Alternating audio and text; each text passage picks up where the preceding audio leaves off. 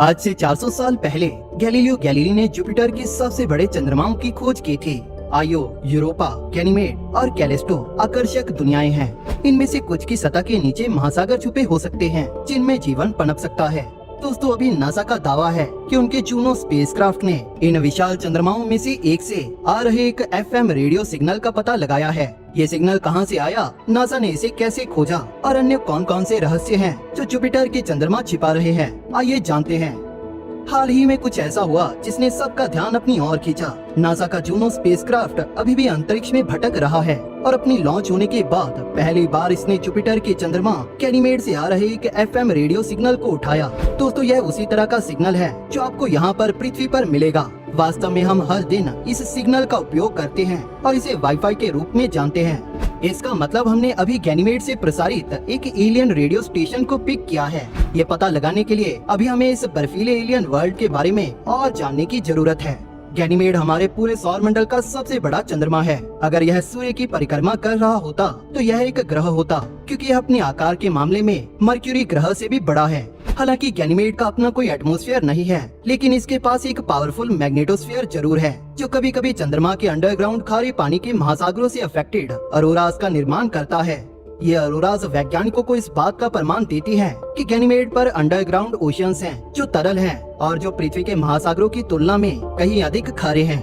दोस्तों, गैनीमेड से आया FM radio signal electromagnetic field में इलेक्ट्रॉन से उत्पन्न हुआ, जो कि एक ऐसी प्रोसेस है जिसे इलेक्ट्रॉन्स के घूमने और उनकी स्पिन रेट में बहुत धीमी ऑसिलेशंस पैदा होती हैं। जूनो स्पेसक्राफ्ट ने 2020 के अंत में 5 सेकंड के इस रेडियो बर्स्ट का पता लगाया, जब गैनीमेड जुपिटर के पोलर रीजन को पार कर गया, जहां गैस जायंट की मैग्नेटिक फील्ड ने गैनीमेड के साथ इंटरेक्शन किया। तो क्या गैनीमेड पर जीवन हो सकता है? दोस्तों, हम निश्चित रूप से जानते हैं कि यह सिग्नल एलियन लाइफ से उत्पन्न नहीं हुआ। इसी के साथ गैनीमेड बहुत ठंडा है, जिसकी सतह का औसतन तापमान -186 डिग्री फ़ारेनहाइट के आसपास है। हालांकि अपने एक फ्लाईबाय के दौरान गैलीलियो स्पेसक्राफ्ट ने गैनीमेड के बहुत पतले वातावरण से निकलने वाले एटॉमिक हाइड्रोजन की एक डेंस स्ट्रीम का पता लगाया। इसका मतलब कि इसके अंदर बड़ी मात्रा में ऑक्सीजन है, जो कि इसकी बर्फीली सतह के नीचे बंद है। एटॉमिक हाइड्रोजन सबसे हल्का परमाणु है और गैनीमेड का ग्रेविटेशनल फील्ड भी कमजोर है, तो इसकी वजह से हाइड्रोजन इसके एटमॉस्फेयर से निकल जाता है और एटॉमिक ऑक्सीजन पीछे रह जाती है। कुछ शोधकर्ताओं का कहना है कि गैनीमेड की बर्फीली सतह पर उतनी ही ऑक्सीजन मौजूद हो सकती है जितनी हमारी पृथ्वी के वायुमंडल में है। तो क्या गैनीमेड के पास अपने सब सरफेस ओशियन में जीवन के अस्तित्व के लिए सब कुछ मौजूद है? कुछ वैज्ञानिक कहते हैं कि यहाँ किसी भी महासागर के तल पर दबाव इतना अधिक होगा कि वह बर्फ में बदल जाएगा। लेकिन इससे अधिक जानने के लिए हमें एक मिशन की आवश्यकता है। लेकिन यह चंद्रमा जीवन के लिए सबसे अच्छा उम्मीदवार नहीं है। वास्तव में जुपिटर की परिक्रमा करने वाला एक और चंद्रमा है, जिसे कुछ वैज्ञानिक हमारे सौर मंडल के अंदर सबसे अधिक रहने योग्य स्थान कह रहे हैं। यूरोपा एक बर्फीला सफेद चांद है, जिसकी सतह पर भूरे रंग की धारियां हैं और इसकी आइसी क्रस्ट है जो 2 से 20 मील मोटी हो सकती है। इसकी सतह हमारे सौर मंडल की किसी भी खगोलीय वस्तु से काफी ज्यादा समतल है और आपको इसकी सतह पर कोई पहाड़ या क्रेटर नहीं मिलेगा। वैज्ञानिकों का कहना है कि इसकी बर्फीली सतह के नीचे एक खारे पानी का समुद्र होगा, जो पृथ्वी के वॉल्यूम से 2 गुना बड़ा हो सकता है। यूरोपा काफी ठंडा है। इसकी सतह का औसतन तापमान -260 डिग्री फ़ारेनहाइट के करीब है, जो इसकी बर्फीली क्रस्ट को ग्रेनाइट की तरह सख्त बना देता होगा। लेकिन क्या यहाँ जीवन अभी भी मौजूद हो सकता है? इसकी काफी ज्यादा संभावना है। स्पेस एज के डॉन में यह सोचा गया था कि हर तरह का जीवन सूर्य पर निर्भर है और कोई भी वस्तु जो किसी तारे से बहुत दूर है वह बर्फ की जमी हुई गेंद होगी, जो जीवन के पनपने के लिए सही नहीं होगी। लेकिन पृथ्वी के महासागरों के तल पर मौजूद हाइड्रोथर्मल वेंट्स से पनप रहे इकोसिस्टम को देखकर सब कुछ बदल गया। अब हम जानते हैं कि जीवन बहुत कठिन परिस्थितियों में भी पनप सकता है और ये हमारे सूर्य जैसे तारों की ऊर्जा के बिना भी जीवित रह सकता है। ये जानना हमारे लिए काफी ज्यादा महत्वपूर्ण है, क्योंकि यूरोपा अपने बर्फीले क्रस्ट के नीचे मौजूद तरल महासागरों में सरल माइक्रोबियल लाइफ को जीवित रख सकता है और यह जीवन उसी तरह के हाइड्रोथर्मल वेंट से जीवित रह सकता है। तो हम यह कैसे जानते हैं कि यूरोपा में शायद जीवन के फलने फूलने के लिए आवश्यक तरल पानी है?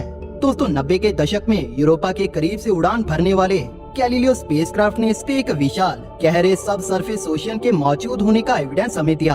भले ही चांद बर्फ का ठोस गोला हो, लेकिन यूरोपा पर पानी पूरी तरह से जमता नहीं है, क्योंकि यह लगातार शक्तिशाली टाइडल फोर्सेस का सामना करता है और साथ ही वह टाइडल फोर्सेस यूरोपा की कोर में गर्मी उत्पन्न करने का कारण बनती हैं। नासा के वैज्ञानिक काफी ज्यादा उत्साहित हैं, क्योंकि उनका ऐसा मानना है कि यह ग्लोबल ओशन इसकी सतह की बर्फ और चंद्रमा की सिलिकेट मेंटल से सीधे तौर पर संपर्क में है, जिसकी वजह से यह एक रहने योग्य वातावरण है जहां तरल पानी, एक प्रकार की ऊर्जा और खनिजों और पोषक तत्वों के स्रोतों के लिए आवश्यक सब कुछ एक साथ मौजूद है, जिससे जीवन के फलने फूलने और जीवित रहने की आवश्यकता होती है। दोस्तों, हम यह जानते हैं कि कुछ बैक्टीरिया जैसे टार्डिग्रेड्स एक्सट्रीम इन्वायरमेंट में भी जीवित रह सकते हैं और शायद यूरोपा के छिपे हुए महासागर में इस प्रकार के जीवन रूप हो सकते हैं। 2014 से 2016 के बीच शोधकर्ताओं को सबूत मिले कि यूरोपा पर तरल पानी हो सकता है। हबल स्पेस टेलीस्कोपिक इमेजेस ने वाटर वेपर्स के विशाल कीचड़ के सबूत दिखाए, जो यूरोपा के दक्षिणी ध्रुवों पर सतह से लगभग 62 मील ऊपर तक जा रहे थे। नासा 2025 तक यूरोपा पर एक प्रोब भेजना चाहता है। इस स्पेसक्राफ्ट को यूरोपा क्लिपर नाम दिया गया है और यह पता लगाएगा कि इस बर्फीले चांद में जीवन के लिए कंडीशंस सुटेबल हैं या नहीं। चंद्रमा के बर्फीले खोल और सतह के नीचे समुद्रों का अध्ययन करने के लिए $2 बिलियन का यह सोलर पावर्ड प्रोब कई उच्च तकनीक वाले उपकरणों का उपयोग करके यूरोपा की 40 से 45 बार उड़ान भरेगा। क्या यह वहाँ पर जीवन को खोजेगा, यह केवल समय ही बताएगा। और अब बात करते हैं जुपिटर के चंद्रमा कैलिस्टो के बारे में। क्या ये संभव है कि वहाँ भी जीवन मौजूद हो? कैलिस्टो जुपिटर का दूसरा सबसे बड़ा और सौर मंडल का तीसरा सबसे बड़ा चंद्रमा है। ये लगभग मरकरी के समान आकार का है, लेकिन इसकी सतह का औसतन तापमान -218 डिग्री फ़ारेनहाइट है। इसकी सतह के एंशिएंट क्रेटर्स के कारण इसे वैज्ञानिक एक डेड चंद्रमा मानते थे। वास्तव में हमारे सौर मंडल में किसी भी अन्य वस्तु की तुलना में इसके सतह पर अधिक क्रेटर्स हैं। यदि आपके पास किसी खगोलीय वस्तु की सतह पर कई क्रेटर्स हैं, तो इसका मतलब है कि उसकी जियोलॉजिकल प्रोसेसेस शायद बंद हो चुके होंगे। लेकिन कैलिस्टो जुपिटर को बहुत दूर से ऑर्बिट करता है, जिसकी वजह से इस पे गैस जायंट के मैग्नेटोस्फीयर और हैवी ग्रेविटी का प्रभाव काफी कम होगा। हालांकि कैलिस्टो में भी एक अंडरग्राउंड महासागर हो सकता है और कैलिस्टो की बर्फीली परत इस अंडरग्राउंड महासागर को इंसुलेट करने वाले कॉस्मिक ब्लैंकेट का काम कर सकते हैं। ये स्पष्ट नहीं है कि क्या इन महासागरों में जीवन पनप सकता है, क्योंकि इसकी सतह इतनी पुरानी है।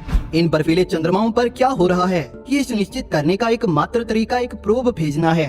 नासा और यूरोपियन स्पेस एजेंसी जुपिटर आइसी मून एक्सप्लोरर और जूस का निर्माण करने में लगे हैं, जिसे 2022 में लॉन्च करने की योजना है और जो 7.6 साल लंबा सफर करने के बाद 2029 में जुपिटर पे पहुंचेगा। हम सब ने जेम्स वेब स्पेस टेलीस्कोप और इसकी अमेजिंग पोटेंशियल के बारे में सुना है, लेकिन जूस प्रोब सबसे शक्तिशाली साइंटिफिक पेलोड को बाहरी सौर मंडल में ले जाने वाला सबसे पहला स्पेसक्राफ्ट होगा, जिसमें 10 स्टेट ऑफ आर्ट इंस्ट्रूमेंट्स शामिल हैं। यह इन उपकरणों के साथ टेलीकम्युनिकेशन सिस्टम का उपयोग करके एक प्रयोग करेगा।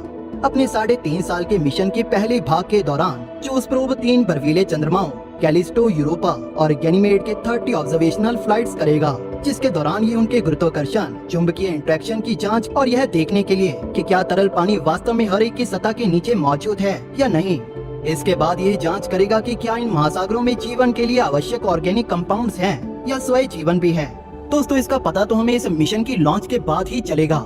जीवन को कहीं और खोजने की संभावना अधिक संभव होती दिख रही है और इन रोमांचक नए मिशनों के साथ अद्भुत खोजें होने जा रही हैं। दोस्तों, आपका इन मिशंस और जुपिटर के चंद्रमाओं के बारे में क्या कहना है, हमें कमेंट सेक्शन में जरूर बताइए। और इसी के साथ ये भी बताइए कि आपको लगता है कि क्या वहाँ पे किसी तरह का जीवन मौजूद होगा। दोस्तों, अगर आपको वीडियो पसंद आया तो इसे लाइक और शेयर जरूर करें, और अगर आपको वीडियो पसंद आई तो चैनल को सब्सक्राइब भी जरूर कर लें, और इसी के साथ नोटिफिकेशन बेल को भी ऑन जरूर कर लें, ताकि नई वीडियोस की नोटिफिकेशन अपलोड होते ही मिल जाए। Thank you for watching. दोस्तों, इस वीडियो को अंत तक देखने